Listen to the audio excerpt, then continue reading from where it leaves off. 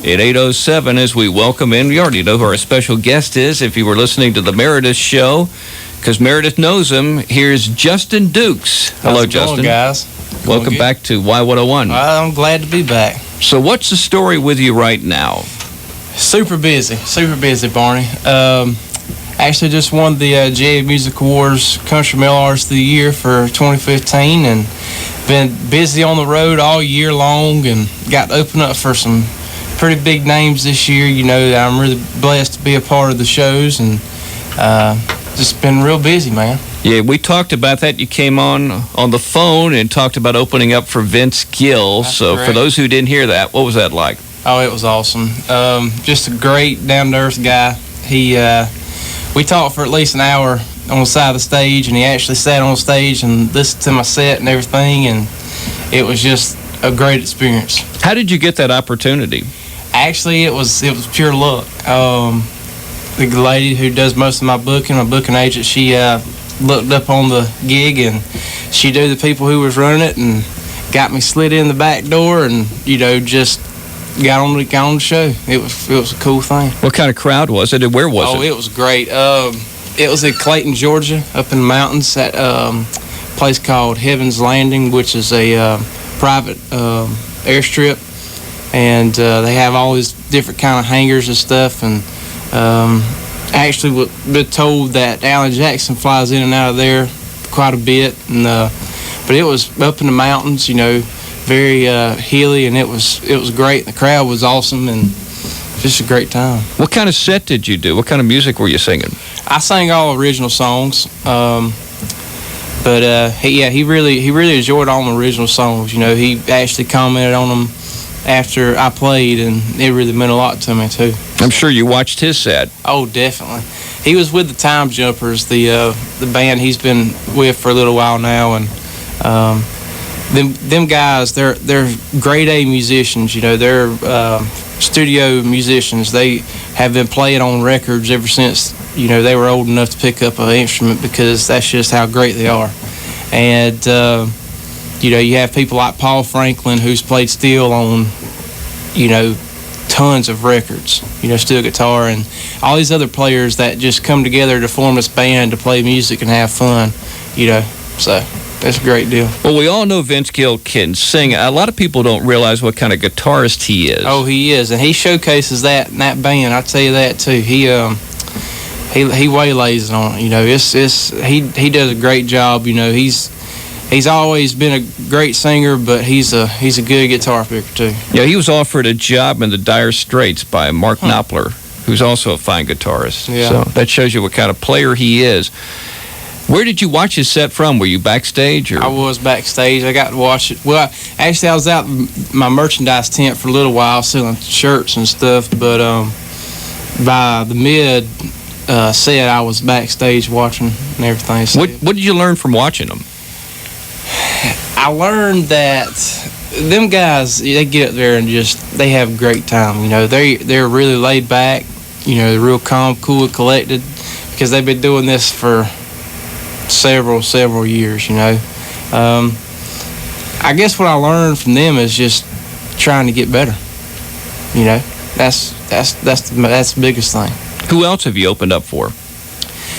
This year I've opened up for John Michael Montgomery up in Clayton, Georgia too. Also, Shenandoah over in Cypress or Lake Blackshear, Cypress Grill. Is Marty Rabin in the group? He was. He came back this year, and I tell you what, Marty's a cool guy. That's another band that I looked up to when I was younger.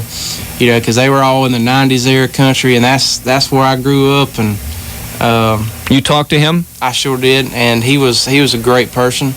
He gave me a lot of encouragement and complimented me, and it's so cool, getting to meet these guys that you grew up with, and listen to their music, and really just get to know them and seeing what they do. When you mentioned you were from Toombs County, did he say something like, I used to date a woman from Reidsville and I wrote a song about her? Or? No, he didn't. I guess it's a true story. I don't know. I don't know. The Moon Over Georgia song? Yeah? Yeah. Huh. It was supposedly written about somebody he dated who went off and I guess, married a rich guy or something when he wasn't rich. Yeah. Well, he gave me a lot of advice. You know, he told me that I needed to go and chase my dream no matter what until it's time to quit. You know, he said, man, if I was you, he said, you're a young guy, I'd hit it hard for the next 10 years and not look back. So I really took that advice to heart. So does that mean going to Nashville? Hopefully soon. Yeah. Do you have a game plan right now? Well, my game plan right now is to finish out the year with my all my dates, and then looking forward to possibly moving on up there. And I've been kind of going back and forth this past year quite a bit, and kind of getting everything scoped out and seen about. But yeah, hopefully soon. What will you be doing the rest of the year? I'll be playing shows most of the year. I have shows lined up throughout September and October, and a few in November. Most of my shows in October stuff is more North Georgia stuff. Doing the Oktoberfest in Helen, Georgia, up there, and that's fun. Let's see, I'm trying to think. You can go to my website, justindukes.net. It'll have all my dates and everything as far as. How do you get booked? You know, it just depends. Majority of the time, I'll get my foot in the door somewhere, and then the word just spreads, which is, I think, the coolest thing, you know. Or also, you know, my dad or my booking agent, she'll push my stuff to these people and these places, and they'll have me come in and play, and then majority of the time I'll be back, you know. It's just real cool, you know, especially up there in the North Georgia area. I kind of started branching out up there this year, and, you know, I'd come to a show, you know, the first show that I went and did, I didn't know a show, but then the next few times that I went back, you know, I have them same people coming back to my show, and they find out I'm playing somewhere up there, and, you know, I know their face and I know their name, and, you know, and they bring their friends, so it kind of just multiplies. Well, opening up for Vince Gill, John Michael Montgomery, and Shenandoah, I guess you are doing music that's kind of similar to theirs? Well, you know, it depends. I'm more of a traditionalist, but I also keep it contemporary because it's this competitive market. You know, you got to keep with the times, and that's what I do. But I also feel like keeping it traditional is also where it's at. You know, because that's the type of music I was raised on, and you know, it's like I said, it's a competitive market, and you got to keep up with the times, but you can also have that same traditional feel at the same time. Yeah, because it's tough now because you want to get on the charts, and exactly. To get on the charts, you can't be old school 100%, right? That's right. And you know, it's a weird thing, and I mean, everybody has country music is such a broad genre right now. You know, you either have your outlaws that stick to the traditional side, or you have the ones that, you know, tend to stay on the current side of it. And, you know, there's a few artists that are kind of bridging that, you know, and, you know, one is Craig Campbell. He's got a traditional sound to him, but it's also contemporary.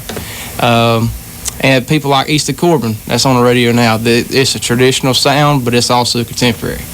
You know, that's just one thing that I feel like that is pretty cool about that. You know, you have artists that are completely, you know, contemporary. You have artists that are completely traditional, but you have a few of them artists that just bridge them together, you know, and that's what I really like. So when you sit down and write a song, are you writing these by yourself? Because a lot of times in Nashville, they like to pair you up with somebody. Yeah, most of my songs I have written by myself, and that's another thing, you know, that's another thing I'm looking forward to, you know, as far as getting to Nashville and actually collaborating with other writers and trying to get together and write, you know, with different people and also become a better writer, you know, because you're only going to be as good as what you surround yourself with, you know. That's just like playing basketball, you know. Little brother, he wants to always play the big brother because the big brother beats him, but the big brother gets tired because he always beats the little brother, but eventually the little brother is going to beat the big brother, you know, and that's kind of one of the things, you know. And you get around better writers and better singers and better performers, you know, you'll always strive to get better, you know, and that's another thing, you know, that's what I'm really looking forward to. But you've been writing songs by yourself, right? Exactly. And where do you do that? Like in your room? In my room, at the house, in the truck. Do you sit down and say, I'm going to write a song today, or do you just come up with one just like here or there? It all depends, because sometimes I'll be riding down the road and I'll have a, you know, idea or thought, and I'll write it down, or sometimes I'll just be at night when I'll be going to sleep, you know, and I'll have another idea, and I'll have to turn it over and pull out my phone and type it real fast so I won't forget it, or, you know, whatever. Yeah, sometimes I'll sit down and I'll say, okay, I'm going to try to write a song today. But, you know, it all depends. It's all.